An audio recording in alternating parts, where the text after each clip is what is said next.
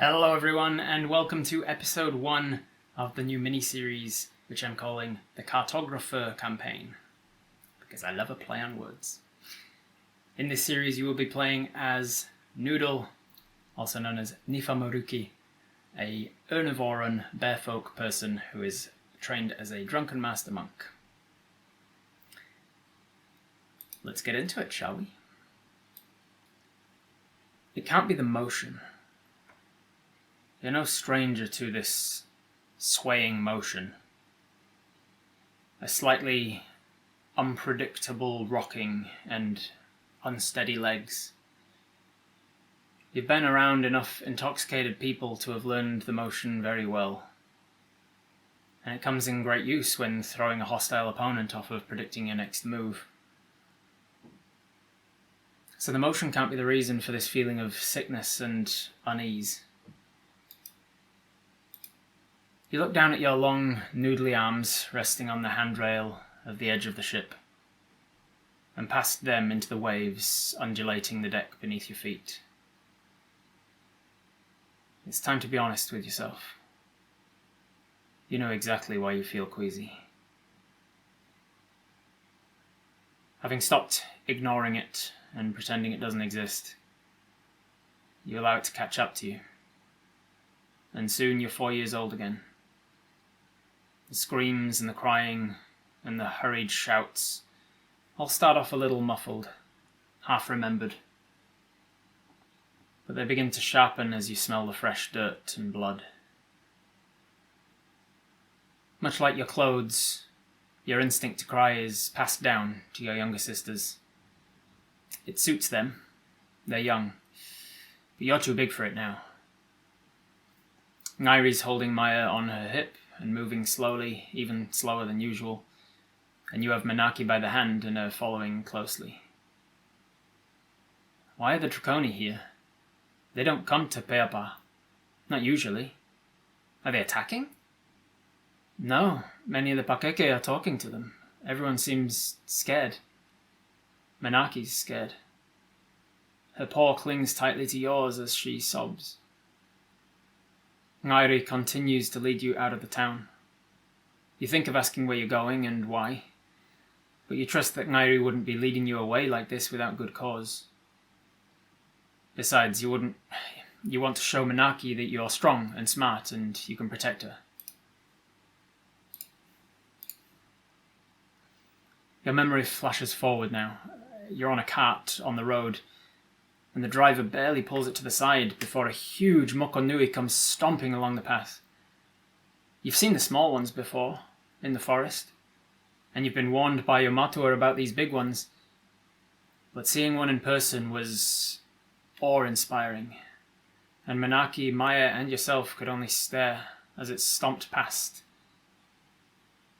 But it didn't seem to attack you, no, it had people on its back. It seemed like they were using it like a mount. You remember there being a hairless person in a green hat, and some other hairless females, and a couple of things that looked like, what was the word for them, skeletons? A Draconi and a human? Maybe, but they were not dead, they were held together somehow and upright like they were alive. You don't remember much of how these disparate memories slot together, but the next you remember, you were among a dense crowd of Urnivora, Phenivora, Draconi, and lots of the reptile folk, all being ushered onto a boat at a dock. It's only when some people gave Ngairi a seat, and she could sit down with Manaki and Maya both quietly tucked into her fur, crying into a shoulder each, that you were absolved of your responsibility to be strong older sister. And you sat on the edge of the boat, a leg dangling either side of the handrail post, and began to weep in fear. Your tears dropping off the side to be instantly lost in the vast ocean beneath you. Another reminder of your insignificance in this uncaring world. Pretty beautiful, eh, mate? You're snapped from your reverie by a human man who is sidled up beside you at the railing. You look at him, having missed what he said, and he nods out to the horizon and repeats, I said, pretty beautiful, eh? Welcome sight for the seasick, I bet. And he sort of nudges you with his elbow. You look down at him from your 6'7" height. And then you look out and follow his gaze. And you see the southeast coastline of Drennwiel spread out before you. A small fishing vessel just leaving a tiny settlement dead ahead of you. What would you like to do? This neuron wants to give us a hug. Throw up over the side so we feel better. Well, let's have a look then. We will go over to the dice cam for a second just to see if you are how queasy you are feeling. These are the dice that we'll be using for your mini-series campaign. Rusty red brownish wooden ones and honey ones. They seemed appropriate for you as a bear person. Let me just roll you a Constitution saving throw. Also, I forgot to mention, you should also have your hero point for the session. First roll of the campaign, starting off strong with a 5. A 5 on your Constitution save. If we look over at your Constitution modifier, you'll see it's a +0, and it is not lit up with white, so it means you are not proficient in it, so you are adding simply a +0.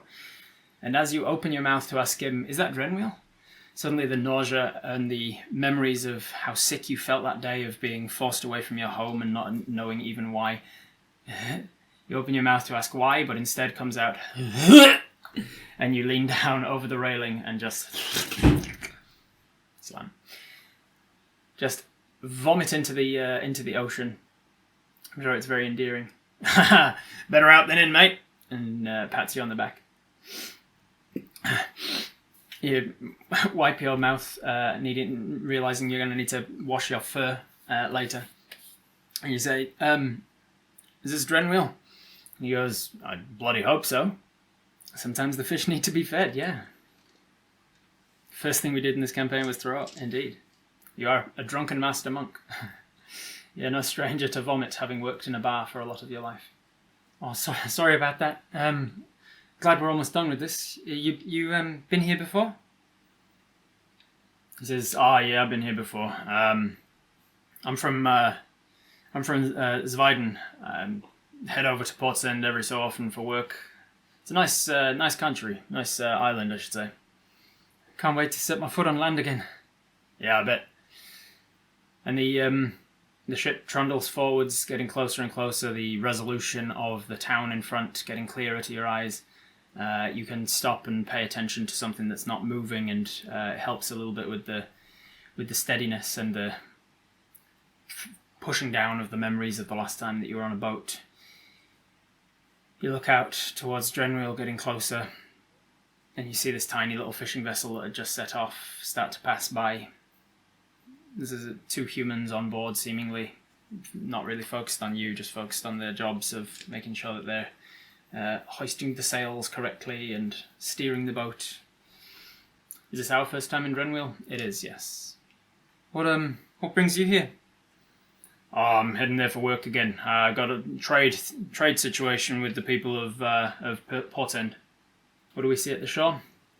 Well, you see a very large expanse of pretty much nothing for many miles up and down the coast. Towards your right, that is towards the north, you are seeing that there is just like a huge cliff face of just lots of, I was going to say inlets, that's not the right word, I think. Lots of mouths of various different rivers and waterfalls coming off of the cliffs and things down to the right. There's lots of waterways, I think is the word I was looking for. And you can see it further inland than that, several miles just on the horizon into the island, is a mountain range that sort of stretches roughly from about where you are, a little bit further to the south, and then all the way up to the north as far as the eye can see.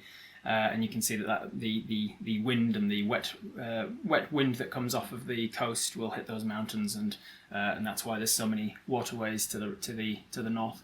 Further down the left of where you are, down towards the south, it's a lot more flatland and hills and lots of trees. And the only port that you can see, the only settlement that you can see from your distance anyway, is just the one that you are heading directly for. Seems like a small fishing village, and then you can just about make out with your decent perception. You're not proficient in perception, but you can if you take a moment to use your predatory patience. You can give yourself advantage and proficiency on a perception check. And with that, you just take a second to stay still and calm and turn your ears and attention, much like your ancestors as more predatory people. You would look out towards the coast, and you can make out more subtle details. You can tell that there is a much larger town a little bit further in than this very small fishing dock. Should we be taking notes for mapping already? Potentially, yeah. I feel like you have a decent mind for remembering details like this. Is that a mental map of what we can see of the island? Sure. Do we need to find our way to the local AA? That's why we're here? Correct. So you think back on why you were here, and as you can see from your quest log, you have been sent here to meet with a man called Randy. Randy is the head of the Brush and Quill in Portsend. Portsend is a town here on Drennwiel, and you have been told by your head of your division, who is a tiefling woman called Expression. Expression has sent you here to meet with Randy. So basically your current quest is get to Drennwiel, specifically get to Portsend, and meet with Randy at the local AA, the local artisanal alliance. What's the distance of the inland town from the coast? Hard to see, so let me use that predatory patience of you and give you advantage and a perception proficiency. Proficiency bonus at this level is a +3. Your wisdom is a +3, so that's a 6 already. 6, and then I'll go it with advantage. So 6 plus 18. 18 plus 6 is 24. With a 24 perception, as you take a moment, like a good 6 seconds or so, to just sort of stare as best you can, try and make out the distances, you'd imagine that for a person walking at a regular normal speed of about 30 feet around, as it were, it would take about an hour to walk the distance between what is essentially the fishing suburb of Portsend to the town of Portsend proper. At your speed, you could probably do it in about 35 minutes or so, because you're a much faster walker than most. Are you Randy? And he looks up and goes, sorry, I was just making conversation. I didn't mean to lead you on. I'm married. And you say, what? He goes, what? Oh, no. I'm meeting a man called, no. No, I'm meeting a man called Randy. I was checking that you were not. Oh, no. Oh, sorry, no. And there's just this awkward moment of, ha. And then you go back to silence for a little bit. Eventually you break the silence. Is this one Portsend that we're coming into? And he says, no. Where did I put my notes of what this village is called? Dalen. He says, no, this is Dalen. Dalen's a suburb of Portsend, I suppose. It's like a small fishing outpost. It's about half an hour on horseback or an hour's walk or so. We're awkward as well. Well, we do have a +1 charisma, so slightly better than average, but not like a +5. You're not like super good with people. What should I call you? Oh, I mean, you can call me Simon. That's my name. Do you guys give your name to Simon, this man who travels between work for trade? Throw up again from embarrassment. Can we start to take a quick sketch of the coast? You say, Nifa Maruki. And you hold your hand out to him. He gives you a nice handshake. He's got a firm grip, quite calloused hands. It's obviously that he does something with his hands, working with his hands as a labourer as well as trading. Nifa Maruki. And he says, "Oh, it's a real nice name. I don't see many of. I don't." And he sort of checks himself and then goes, I don't hope this isn't offensive. I just wanted to mention I've never seen." And he's looking up at you because he's a relatively tall fella himself. He's probably about 5'10", 5'11", and he's looking up at you at 6'7". I I don't see many people like you. And you say, Univora? He goes, what? Say, Univora. That's what I am, I suppose. He goes, right, yeah. Yeah. I don't think I've ever met someone, but you're very nice. It's good when you're not vomiting. Anyway, good company. And it seems like he's just as socially awkward. Insight check to check we didn't give our name to a Fae. We got Fae on the mind from the previous from the other campaign. Why not? Let's go dice cam. 11 plus your insight modifier under proficiencies. This time you are proficient in insight, so 11 plus 6 is 17. If you have, then he's a very deceptive one, and you have no way of knowing. You know, it's like how other people are human or elf or dwarf. I'm Ernivora. Oh, gotcha. Yeah, I'm human. I'm Simon the human. I suppose that's. Anyway, what's bringing you to Drennwiel? Simon goes on the cool people list. And what I meant before was that I'm looking for a man called Randy. Do you happen to know any way to the Artisanal Alliance? And he goes, oh, yeah, you're an Artisanal Alliance. So am I. I'm in the Merchant Guild. What do you do? Say, I'm in the Brush and Quill. I'm a cartographer. Good job. I guess you've got a lot of work for an island like this. A lot of it mapped already, though, I think. And you say, yeah, but I've heard that Randy is the head of Brush and Quill here, and he says that he's got an area that hasn't been mapped yet. Oh, well, good luck with it. I'm going to start introducing myself as the human now. At this point, you're pulling into getting much closer to the port of Dalen, getting a lot closer and a lot closer, and it's not going to be long before you are pulling into the dock. Is there anything else you want to do or say or ask Simon about before you're disembarking this ship? My parents were merchants as well. Is that right? Oh, you said were? They retired, or you're like, well, it's up to you guys how much of that you share.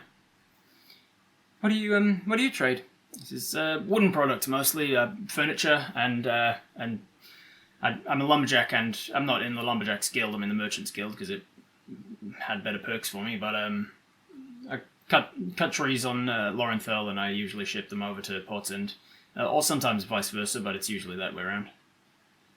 Do you happen to know the direction to the Artisanal Alliance Hall in? And he says, oh yeah, I know the way. I can lead you there if you want. I'm heading straight there from Dalen. I usually get I usually just hire a cart to take me, because better than walking an hour. Oh, you work with wood. I dabble in wood carving too. Any tips for travelling in the region, like places to go or folks to avoid or anything? I mean, the Drennwiel, and he points up to the very wetland region that I pointed out before, to the north of you, to the sort of right-hand side of you, especially even now that you're coming into shore, it's a lot more spread out. It says the Drennwiel's are a big old swamp. Apparently there's lots of dangers there, so kind of avoid that, I guess. Down to the south here, there's rumoured to be a couple of hill giants moving about. Not so much, I guess. The mountains, points over to the mountains. The Drennwiel Ranges, they're very dangerous. It's where all the orc clans live. And he looks up at you. You want to stay out of the mountains if you can. Other than that, I mean, Wendraven's a beautiful city. If you want to visit Wendraven, you see the southern edges of the mountain range here. If you go around them, it's about a 2-day walk from Portsend. I mean, mind you, a little bit less than 2 days with someone with your leg length, I guess. You can always hire a cart. There's people go from Portsend to Wendraven all the time, so you can always hire some transportation. Keep the backstory of our parents to ourselves. That's fair enough. Woodcutter. Yes, indeed, FBJs. Oh, that'd be very kind, thank you. I think I'd enjoy some company on the travel, at least. We can share the cost. Always nice to have some company on the road, eh? I'm liking Nephar's voice, the accent's subtle. Thank you. It's I figured I was practicing it last night. Trying to get just the right sort of level with it. Why is the mountains dangerous? I mean, I just said that orc clans live there. A lot of them. We don't necessarily want the orc clans dealing with you. Are the orcs always hostile? He says, I mean, they're orcs, yeah, orcs tend to be hostile, it's in their nature, right? I mean, I've met some orcs that weren't. You have? Where? Back home. And you're talking about back on your continent, back in your country. The orcs aren't necessarily at war with the people of the majority of the country, whereas here in Drennwiel they are. At this point, you are starting to pull into the port. You can see that it's a very small fishing village. There's another one fishing vessel in. You've seen one set off. You're not sure of how many else are out at the ocean, but there's only one other here, and then there are two docks, two piers that a vessel of your size can dock at. You see that the very experienced boat hands, the staff that work on this vessel, can do the amazing loopy-loop, throw the rope, and it attaches and wraps itself around, and they pull you in, the people on the pier pulling in the people on the ship till it sort of pulls that back end of the ship around and just bumps up against the pier nice and gently. And then they put the disembark and ramp down, and you set foot on Drennwiel for the first time. Welcome to Drennwiel, everybody. This is the very first island that I ever made when I became a dungeon master. This is an island that I made and fleshed out for my home games, and since both my home games that took place on this island sort of fizzled out to a pause, or an outright stop in one of their cases, I haven't had a chance to utilise Drennwiel in quite some time. So I'm excited to show you guys some of it. Are there many other Ernivora here? Probably none. First quest finished, indeed. We can remove get to Drennwiel. And now it is, I guess we could actually change it to get to Portsend. I mean, technically, with it being referenced as like a suburb of, then I suppose Dalen is a suburb of Portsend. So Drennwiel, FYI, just give you the understanding, Drennwiel is the name of the island. There are 3 main islands that make up the country that you're in, the Kingdom of Serentiel. Apis' story in Team B, in the B Team campaign, if you are familiar with the B Team campaign, that takes place majority on Corentiel. There is a section in Season 5, I think it is, when Apis spends a lot of time here on Drennwiel, in a forest to the northeast. But most of Apis' story is taking place on Corentiel. And then this is another island called Drennwiel, and Dalen is a small, it's Dalen, by the way. Dalen is a small fishing suburb of Portsend proper. You look around. I've pictured Drennwiel before, but I never thought I'd ever get here. It's strange where life can take you sometimes, eh? Yeah, I mean, it's good to be with someone who's seeing it fresh for the first time. I've made that trip like more times than I can even remember. But yeah, it is nice to be reminded how beautiful it is when you're on your way into it, eh? Take a deep breath and feel the earth under our feet and pause. Yeah. So you walk down the pier, greeted by the people here, and you make your way side by side with Simon, slowing your speed way down to what feels almost like half speed for you, just to let him catch up at full speed, until eventually you get foot off of the pier and onto solid ground, and you can feel dirt under your paws for the first time. First time in a while. Solid ground always feels so strange after so much time on a boat. Yeah, it can do a bit. You're not used to sea travel back where you're from? No, the country I'm from is actually landlocked. It's there's no oceans around it. I mean, there technically is a part right to the north, I think, where you can access the ocean there, but I don't tend to go that way. That's not where my city is. Can I take a moment to just sketch this? It's quite a sight. Yeah, I mean, of course. I'm not going to get in between you and your trade. I'm in no rush to get there. I've just got to get there by tomorrow morning, so we can take our time. As for timing, by the way, it is spring that you are in. You are in the year 3994. 3994. AQ, Annus Quietus. You're in the year 3994 Annus Quietus, and it is springtime.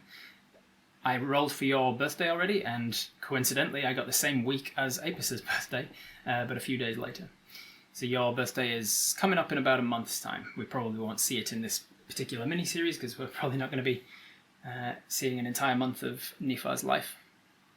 But yeah, it's about a month or so before your campaign. And time of day, you're arriving just about late morning, so you've got the rest of the day still. What year is Apus in? Apus is also in 3994, just a little bit earlier in the year. Your Apus's campaign, I think, is in Opobris right now, which is the equivalent of January, and you're in the equivalent of about March, I think. So you stop, you get your paper out. Let's head over to the inventory screen to show people what you have on your person. You can see right here in the center you have Cartographer's tools, which means that you have a bottle of ink, you have some paper, you got plenty of parchment in a scroll case. You've got compasses and calipers and rulers. You've got things for measuring distances. You've got special Cartographer's tools. One that looks almost like a crossbow as well. That's like a long ruler sort of thing with a side piece that goes across it with extra markings on it. And you can hold that up to your eye and push that to different distances.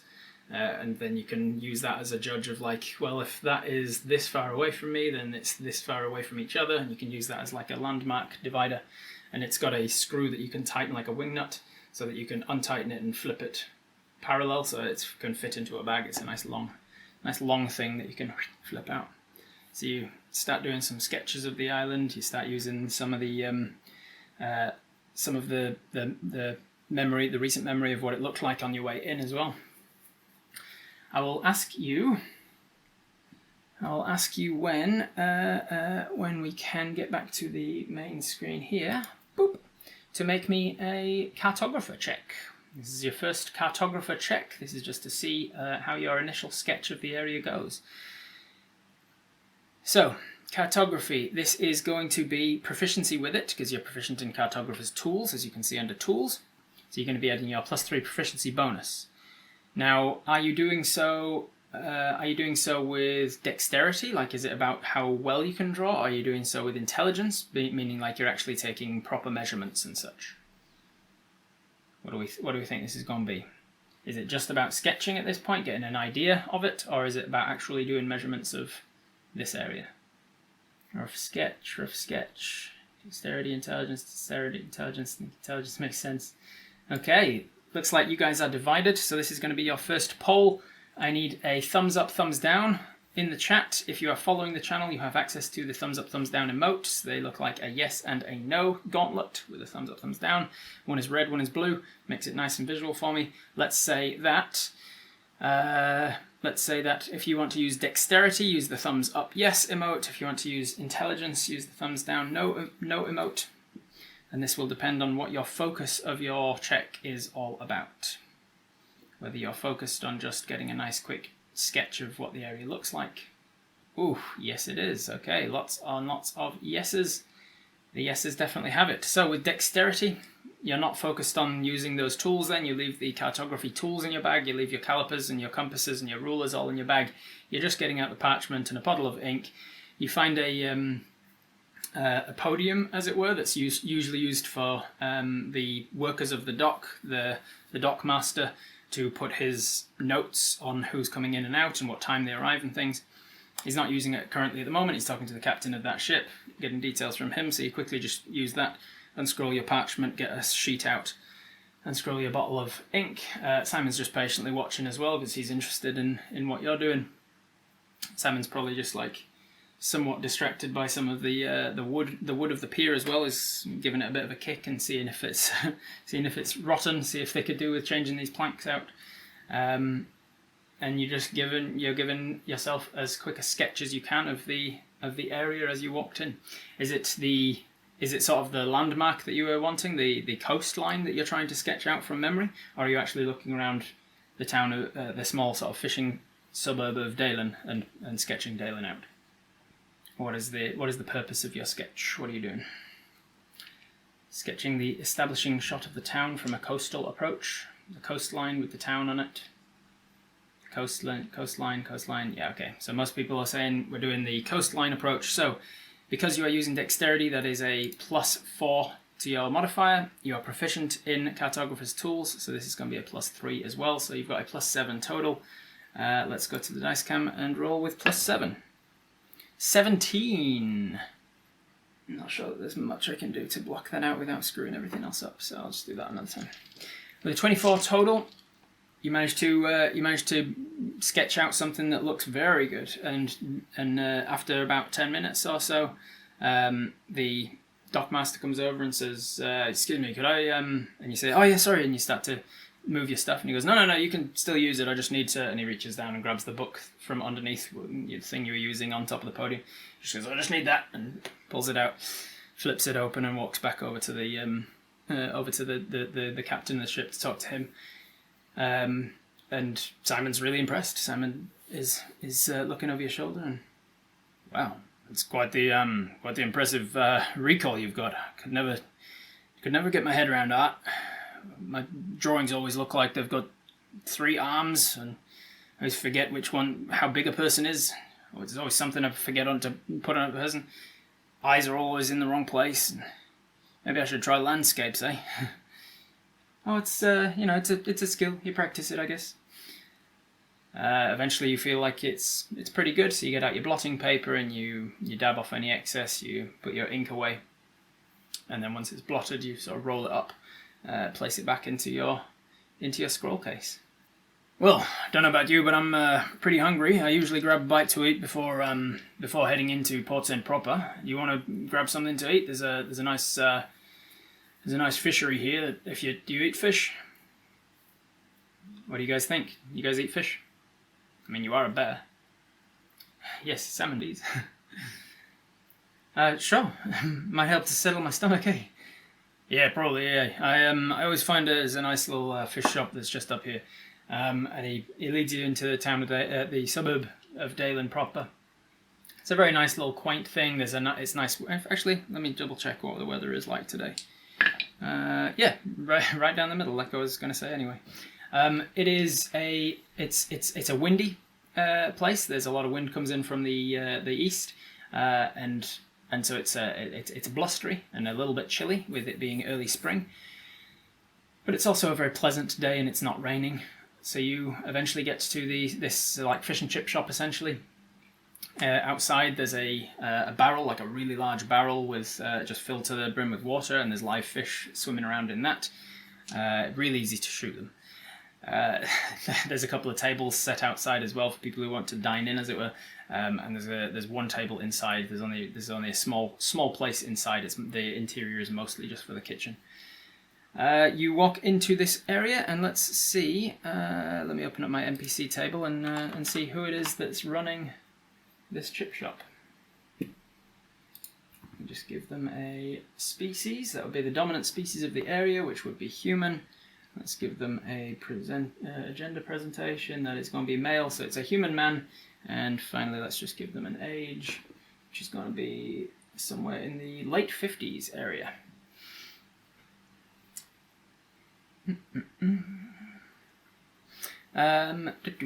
So you walk into this fish and chip shop. There's a late 50s human man running the thing, and he goes, let's see, this is based on that area, so this would be a southerner accent, I think. It'd be like, he goes, "Oh, you're right, Simon, how's it going, pal?" He goes, "Oh, not too bad, eh? What should we name this guy? What's this fella called? Late 50s human. Mark, John, Bjorn, Roger, George." We'll go with Mark. Mark came in first. Is hey, all right, Simon. You're all right, Simon. How you doing? As not too bad, thanks, Mark. Got a new friend with me today. Thought I'd promote your business a little. Says that we're pretty famished after the journey. He goes, oh, geez, you're a big fella, aren't you? So, oh, not a fella. But yeah, pretty big. As you stoop down under the doorway to enter this shop. He says, well, what can I get you? Very blustery day. Was that the Winnie the Pooh reference? It was actually, yes. Well done on picking that up. No, I wasn't sure that anybody would. Fish. Just fish, eh? Alright, I've got a lot of different types of fish around here. We've got haddock, we've got cod, we've got, I think I've got some salmon in. What's your daily special, Mark? Specials on haddock at the moment. Haddock seems to be the cheaper one, but if you want salmon, you can get some salmon. Oh, yeah, salmon, please. As you want it with chips, you want it with vegetables, you want it with, you want it smoked, you want it fresh, you want it battered. I don't know, not usually with salmon, right? But what do you want? Oh, chips, yeah, chips. Salmon and chips. And Simon goes, I'll take the haddock, please, haddock and chips, yeah. We'll just be sitting on the usual table, yeah. And he goes, yeah, no worries, wherever you want, pal. You go walk outside and you sit down at the table with Simon as Mark starts to get your food ready. You talk for a little. Is anyone else there? There's a couple of people milling about. You as you were walking in, somebody was walking out. Let's say a human woman, middle-aged. She's got something all wrapped up. She's taking some lunch home for a family. What's the temperature? Pretty chilly. It's a little bit cold. Not winter temperatures, but pretty cold. Is everyone mostly human? This is a mostly human country, yeah. There are a lot of other species that you can find here, but it is predominantly a human country. Well, ever since they took over, anyway. Do we drink alcohol? That's a question for you guys. Do you drink alcohol? You are a drunken master monk, but you do not have to be drunk in order to use your abilities. You have to pretend to be drunk, and you have spent a lot of time in a bar. You used to work in a bar. You used to earn your money in a fighting ring in a bar, as well as bartending. So you've been around a lot of alcohol, you've been around a lot of drunk people. And he says, yes, we drink, but not a lot. Yes, but moderately, sparingly. Yeah, I think that makes sense for the character as well. You're probably very familiar with what alcohol can do to a person. You probably have been put off the idea of getting blind drunk.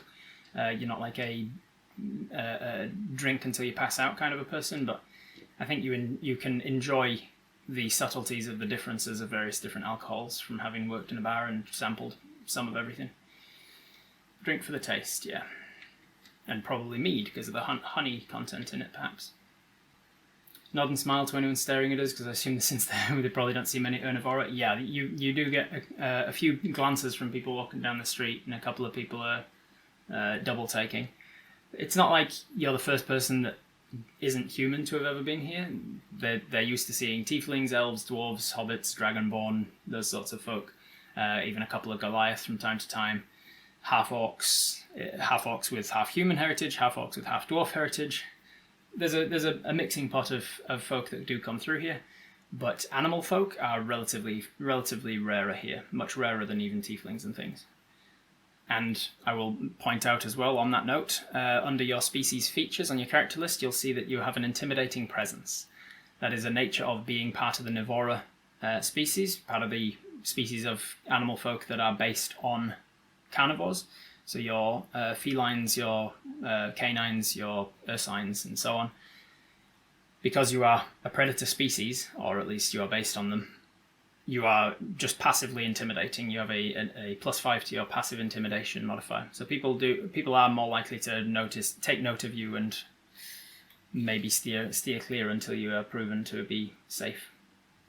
So how do people around here feel about outsiders? Just so I should know what to expect. He sort of chuckles. Yeah, look, I mean, don't start any trouble. You're going to have to be, I'm not going to sugarcoat it, you're going to have to be careful not to be seen starting any trouble, even if you're not starting trouble. There's a few folk that are going to jump to conclusions with outsiders. I'm not going to lie, you're pretty intimidating to look at. So I'd imagine that you wouldn't come into too much issue directly to your face. People won't probably say anything or take a swing at you or anything, but you're definitely going to stand out, especially with your height. And he says that to you sitting down, and you're still like taller than some people when you're sitting. People here racist? I mean, some are, some aren't. Like, it depends how you define it, I guess. Depends what counts. Most people are friendly folk, especially here in Portsend. Portsend people don't give a shit because they're seeing people coming and going from the islands every day. People of Wendraven usually pretty accepting because it's a melting pot of a city there. It's a massive capital city, that.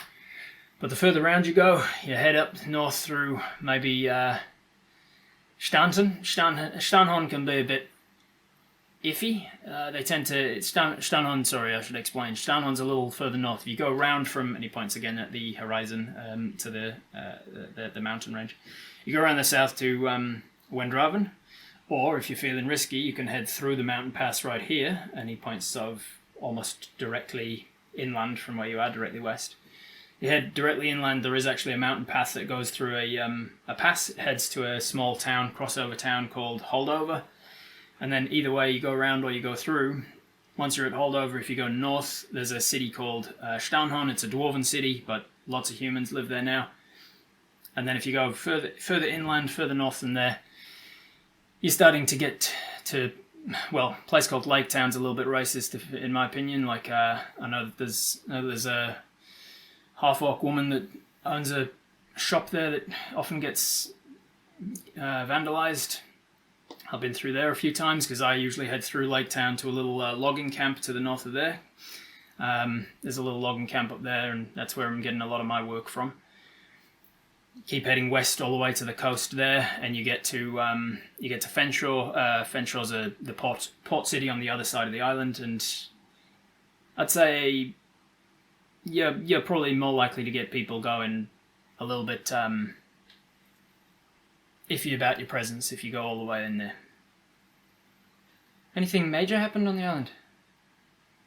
Depends on what you mean by major, I guess. Lots of major things have happened on the island. Whatever? Yeah. All sorts of things. What do you mean? We try a smile. Is this less intimidating? As you show off your huge canine teeth. He goes, mate, I mean, all about intention. I'm not intimidated by you because you vomited in front of me within a second of me meeting you. We just get while we're waiting for the fish, we get the parchment back out, make some rough notes and drawings based on his descriptions. You just need to bath in front of everyone, yeah, and then no racism. But you started chatting to me first, right? How come? Not to be rude, but like if you weren't intimidated by me then, maybe I should keep up whatever I was doing. To be honest, I don't get a lot of chance to meet new people. I get too much chance to meet new people sometimes. I don't really develop strong friends because I'm always on the go. But you seemed interesting. You were lost in thought, and I wanted an excuse to know who you were, what your story was, why you were coming all the way to Drennwiel. What are people talking most about lately? I mean, most people talking, depends on what their point of view is, really, what the important things are, but a lot of people were talking about, in fact, I'm going to roll to see how much he knows about it, because he's not actually living here, he just travels here a lot. Oh yeah, with a 16 history check plus his history modifier of the area would be pretty high. I'd say he would know. Let's see. Winter, would he have come through in winter? He doesn't have a lot of reason to come through winter.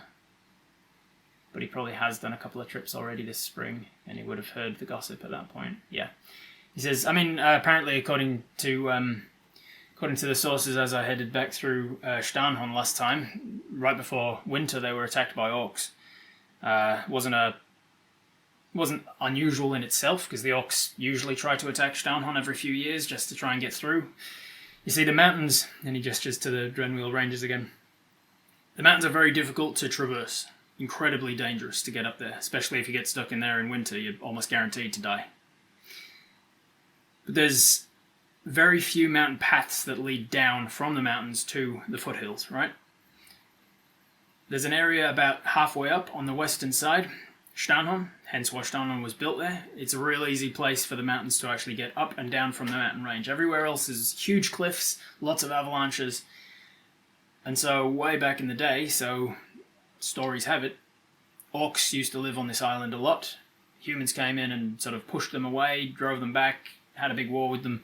And the only place now where the orcs continue to live is up in the mountain range, because it's too dangerous for the humans to go up there and wipe them out completely. but every so often the orcs struggle, especially during winter, and so they decide to try again. They've amassed more numbers because they breed like bunny rabbits. Amass more numbers, and they try for Stanhorn. They try and take it. They try and break down the defenses and use that as a gateway to get down onto the lowlands again. Yeah, I can see why the orcs are being hostile then, eh? Yep. Vicious bastards they are. He doesn't seem to pick up on what you were saying. So yeah, they attacked. In itself, not a weird thing to have happened. A couple of happens every few years.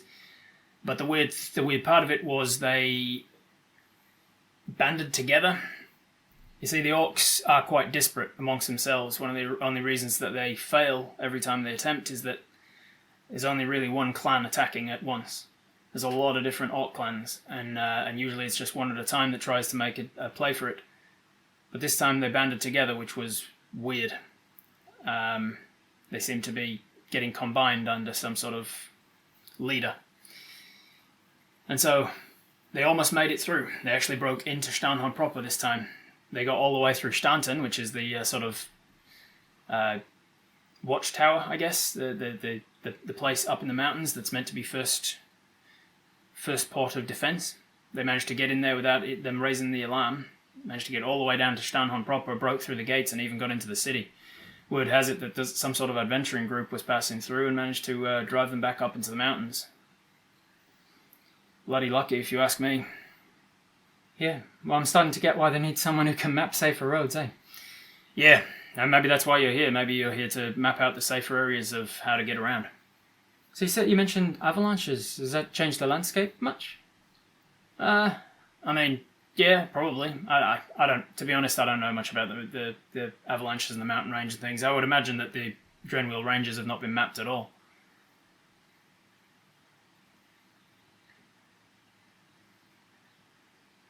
The orcs are forming some kind of alliance. Yeah, it seems like it, but what do I know? It's just rumours that I heard last time I passed through.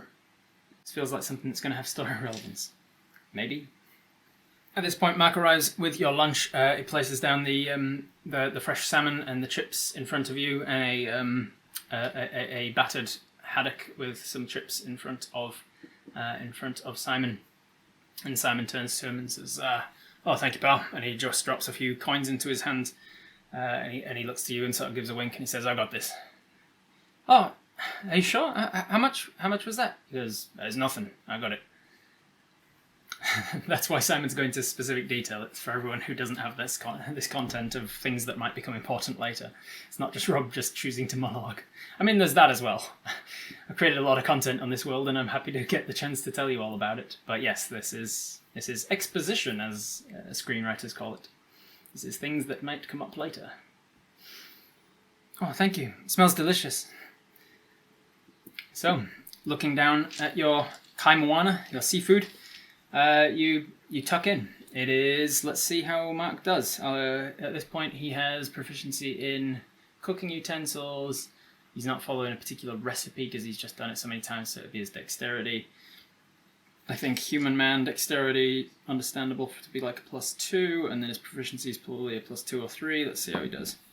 Not so great. This isn't his greatest work. The chips are a little bit overdone. Maybe he got distracted. We're looking at a 9 out of 20. So it's a little below average. The salmon is fresh. He couldn't really fuck up that. It's just filleted.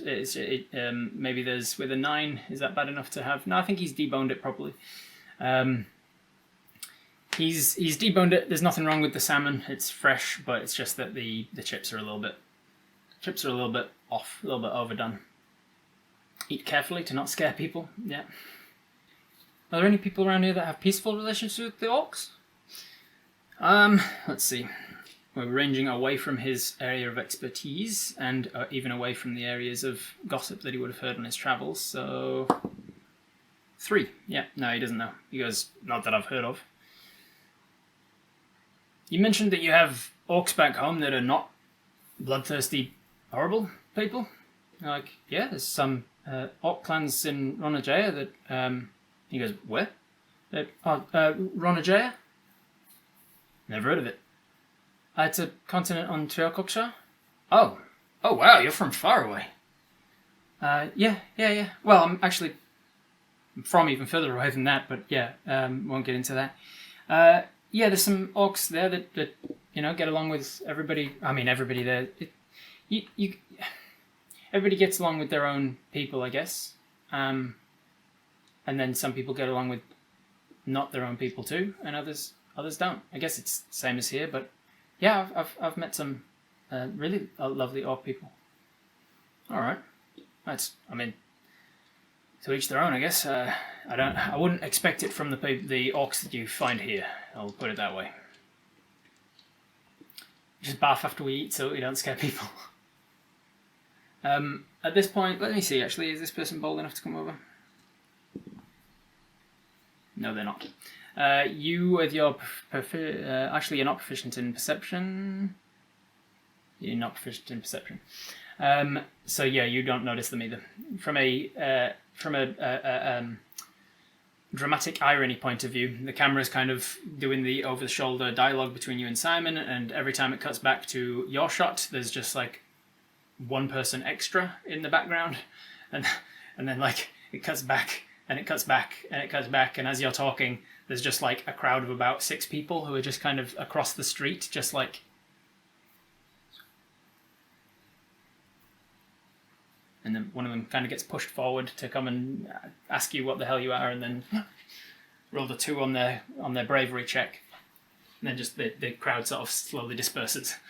But with your lack of proficiency in perception, your passive perception isn't enough to notice that they're... And so they bottle out. They're all young kids, mostly human. Maybe there's one dwarf in there. But they all looked to be in their equivalent of like teenage years. And they were kind of psyching themselves up to come across and ask you what you were. And then decided against it.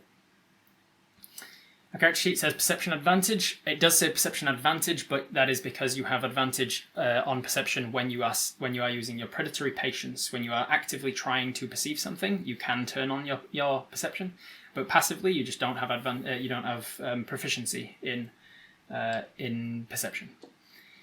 You have proficiency in smell-based perception, and even you have advantage on smell-based perception, but you don't have a good passive perception. You have to be actively like in hunting mode. Essentially, you need to turn on hunting mode to get good senses.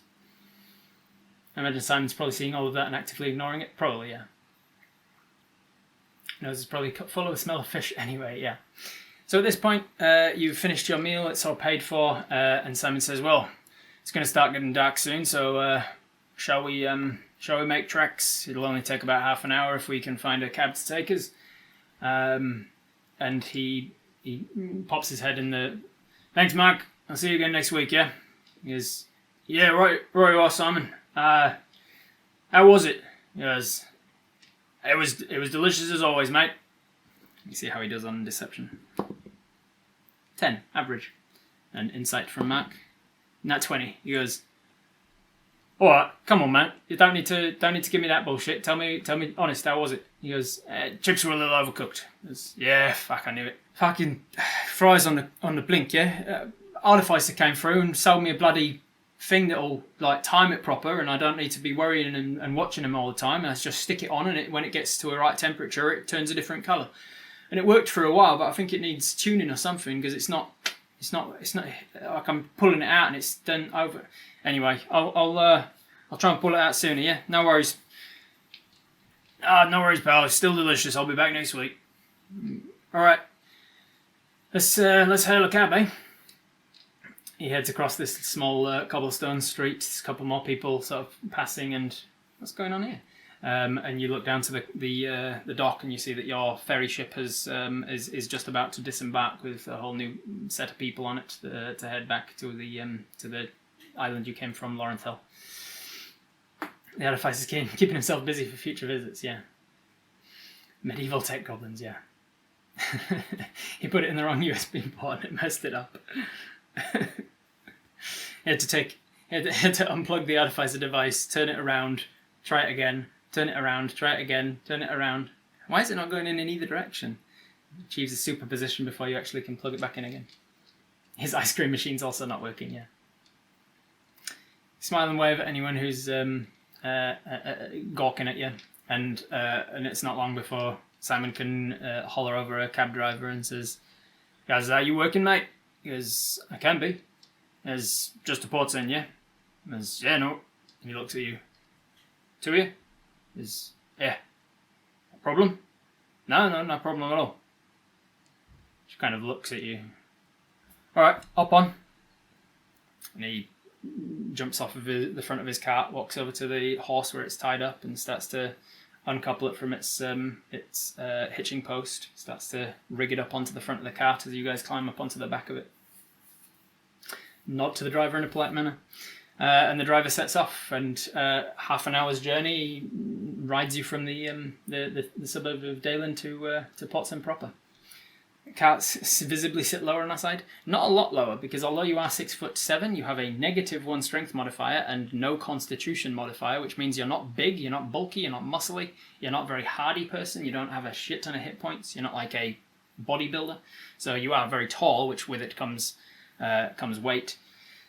But you're also very lithe and slim as well. So you're probably like, I'd say maybe around 100 kilos or so. What's that, 220 pounds or something? We offer to pay for the cart, pay for the ride. Yeah, okay. So as you're on the ride, you get to talk to Simon a little bit more chit chat, general stuff. You say, by the way, I don't know how much the cart costs, and he goes, "I got this," and you're like, "No, you got the lunch, I'll get the cart." He goes, "All right, seems fair. Not going to argue with you there." He says it's normally from here to Portsend is usually distance covered by travelling at the speed of this. In an hour would be that, so half an hour would be that, so miles. And distance travelling by, there it is. Coach cab between towns. 3 copper per mile, so it'd be about a silver. It's usually about a silver piece. Well, it's usually a few copper, but I tip them a silver. Like, alright, silver it is. And you pop down into your pouch to grab a silver coin. And I'll mark off 1 silver for you. And you pay for the cab. So you arrive in the city of Portsend. It is the 5th largest city in Drennwiel. It is a population of a few thousand. Mostly human, bit of a mixing pot. As you're getting off, you can see a few different races. You do notice one dragonborn across the street talking to a human fella, and beside the human fella seems to be a half-elven child with slightly pointed ears, who's kind of looking all around the place and double takes at you. You see a dwarven family, two dwarves and a younger dwarf, sort of walking down the street hand in hand. It's a large, mostly wooden building city with architecture of a simple sort of spread out design. There's not a lot of building upwards, but there's a lot of spread to the town. It's a large town, not exactly a city. It's a city where the ports end. Nailed it. Exactly. That's exactly what it is. It's a very large town, verging on city at this point. Simon seems to know the way to head and starts to wander up, and he says, "The Artisanal Alliance is just on the corner here." He tells the cab, "Thanks for that. You can head on back. You pay for it and head straight to the Artisanal Alliance." The Artisanal Alliance, as you get there, is a very large. What is the word for it? When there's lots of buildings all on one plot. I forget the name of that. My brain's telling me repository, which is not anywhere close to what I was looking for. Can't think what it's called. It's a compound, I think was the word I was looking for. The Artisanal Alliance is a very large compound of several large buildings, almost warehouse-looking things. Mostly, again, single story. There's a couple of 2-story ones. There's actually one tower as well in the back corner of it that's more of a cylindrical nature and about 5 stories tall. It's probably one of the tallest buildings around, and it's made of stone as well, which makes it stand out too. You walk onto the Artisanal Alliance. You can see that there is the symbol of the Artisanal Alliance above the gateway onto the compound, and he says, "Well, I think this is where I'll say my goodbyes, because I got to head to the Merchants Guild, of course, and the brush and quill, I think, obviously you'll find it if you know the symbol, but I think it's the one on the third right there, and just kind of points you in a direction. It says, well, it's been an absolute pleasure. Great to get to know you. Neat. It was like Niri or something, wasn't it? You say Nifa Mariki. If it's easier, you can call me Noodle. A lot of people do because of the woo, and you give like a Mr. Tickle Arms woo. Yes. Noodle. I like that. All right. Well, pleasure to meet you, Noodle. Safe travels. I hope you achieve what you're after with the mapping of things. Yeah, nice to meet you too, Ace. Thanks for dinner. I hope we run into you again. Yeah, I hope so.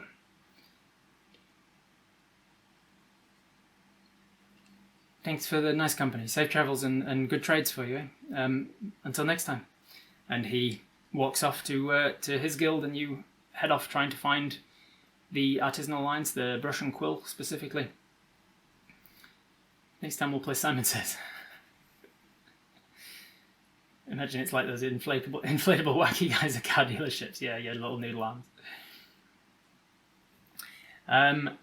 It's not long walking down the lot of the artisanal lines. So there's not many people out and about. They're usually inside doing their work at this point of the day because you're late afternoon.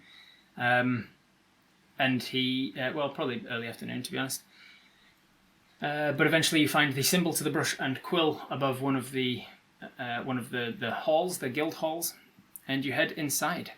You walk into the hall that has got the brush and quill symbol on it, and you see that the entrance is sort of like a very small waiting room. There's a couple of pot plants, a low couch that has long since needed to be replaced, and then a small coffee table with some reading materials on it.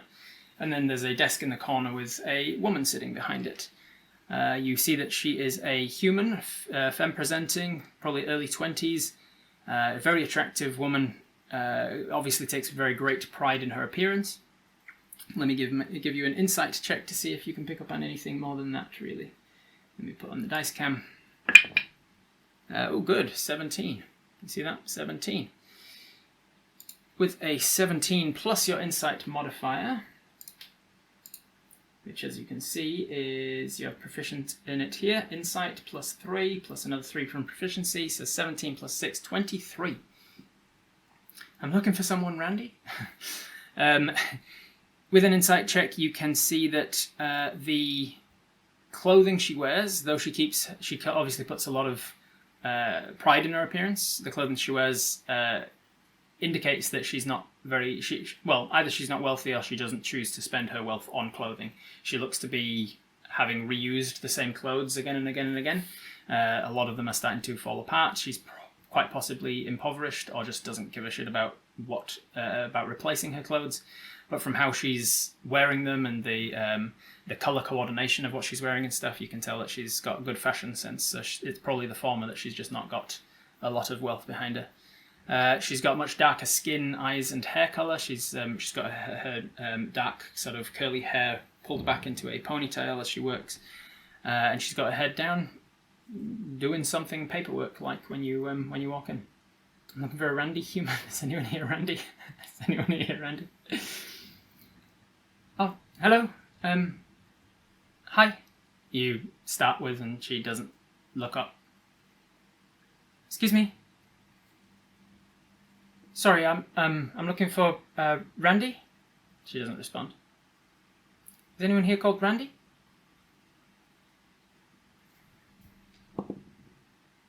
In a low voice. No response. Tap the desk. You walk across, tap the desk. As soon as you walk sort of within 5 feet of the desk, she peripheral vision. She sees your legs and looks up and jumps. Oh, sorry, I didn't see you enter. I can't hear, but I sorry, I didn't know you were here. Who are you here for? And you say, oh, sorry, that's my fault. I'm here for Randy. She says, Randy? You say, Randy, and you nod, and she goes, yeah, Randy! I'll get him. And she stands up and try to grin, not looking intimidating. She walks to the front door and you hear a guy go, yeah, what is it? Someone's here for you. Says, okay. And he comes to the door. Says, you can go through. And she looks down at what you're wearing and says, I love what you're wearing. I think at this point it's a good opportunity for us to describe what are we wearing. We didn't really decide that during character creation. What is it that Noodle wears? Obviously, as a monk, we're not necessary to be wearing any armor. It's probably some sort of flowing robes, clothing of some sort. Something comfortable, easy to traveling robes. If you look in your inventory, you'll see that you do have change of clothes as part of your inventory, so you do have sort of traveling clothes and others. Thank you. Your outfit's nice too. And he goes, oh, thank you. Seems she's very good at reading lips. It's just that she was completely engrossed in her work when you entered and didn't see you. I love the way you've combined your pieces, eh? Yes, thank you. She's struggling a little. I rolled for her before to be like, because normally I don't need to roll for her to be able to read lips, but you have a bear maw as a mouth, and so she's like, it's probably the first time she's ever had to read a bear mouth. So what are we wearing? Some people saying baggy clothing, easy to move in, long sleeve shirt with a vest. Something most fit for travel, has pockets. Yeah, I think Noodle would wear something with pockets, yeah. A light flowing tunic wrapped tight around the lower arms and around the waist. Yeah, I think that's fair, right? Something flowing like a light tunic, which is wrapped around the wrists, so it doesn't get in the way of your punching or drawing. And I think you take care of your robes, right? I think I get the impression that Noodle would take care of their having come from, again, much like you can intuit from this lady, you've come from an impoverished background yourself, and so you're familiar with like wearing your stuff until it's completely worn out. Do we know sign language? You do not know sign language. Sign language is a language that exists in my world, and it is as such you can learn it. It is something you can learn as downtime and things if that's something you should wish. But you do not know it. I don't think you'd have any reason to have learnt it yet. You might know like the odd sign. Maybe like you could just picked up on the fact that she just thanked you. There's a dark green to complement our rusty red fur. Well, there you go then. So that's more of a headcanon for yourselves. I think we're all agreed that it's flowing and monk-like and something that's not going to get in the way of restricting your movement or your ink. Something that's potentially slightly tighter sleeves down the forearms, baggy around the upper, so that the sleeves don't drip into your ink and things. But the colour, the design, whatever that is left deliberately vague for you to decide for yourselves what Noodle looks like. I don't tend to describe too much about the main characters. Same with the B-Team campaign. I've never really described Apis' appearance too much because it's your self-insert character. You can choose what they look like. They can be whatever you need them to be for your own headcanon. So, having complimented each other on the outfit, you can hear that there's a footsteps approaching from the back room of this, the sort of majority of this huge hall. Did we introduce ourselves? We did not, if you want to. Okay. You offer your hand and say, my name's Nifa Maruki, and you look down at the thing. Can I? She says, yeah. Hands you an ink pen and a piece of parchment, and you write down Nifa Maruki in a beautiful handwriting. You've got similar sort of curls to the N as we're seeing in Noodle here. Nifa Maruki.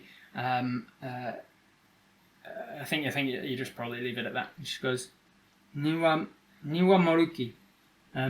It says, I'm Janice. Janice. It's a pleasure to meet you, Janice. And at that point, a man walks out from the back room. At 6'7" yourself, you look down on his 3'4" height, and realise, okay, this is Randy. The Hobbit man walks out, looks probably in the equivalent of his mid-30s. He is from outward appearances anyway, able-bodied. He has very beautiful, flawless dark skin. He's quite an attractive man with these very dark sideburns down, very dark, very tightly knit curls down his sideburns.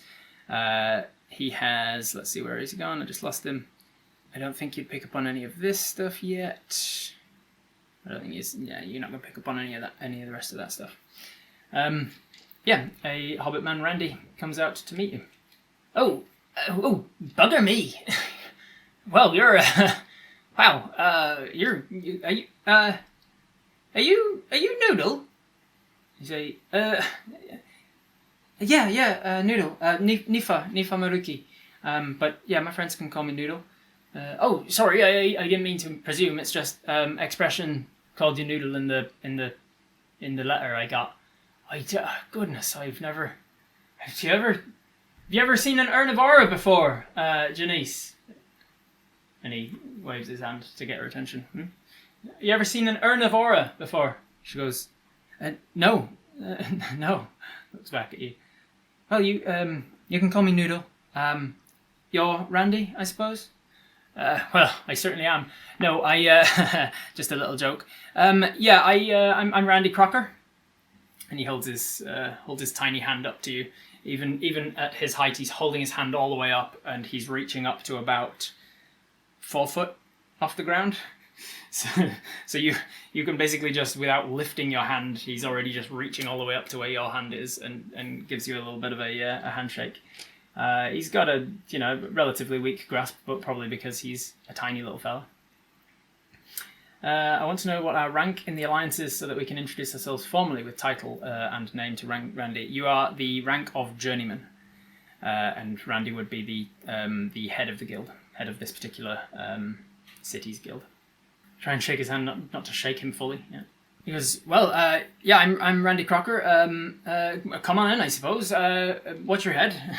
Walks through the door that's probably about 6 foot tall. So you stoop down to get under the six foot door, maybe 6'3" or something. You see that there is a large hall in front of you.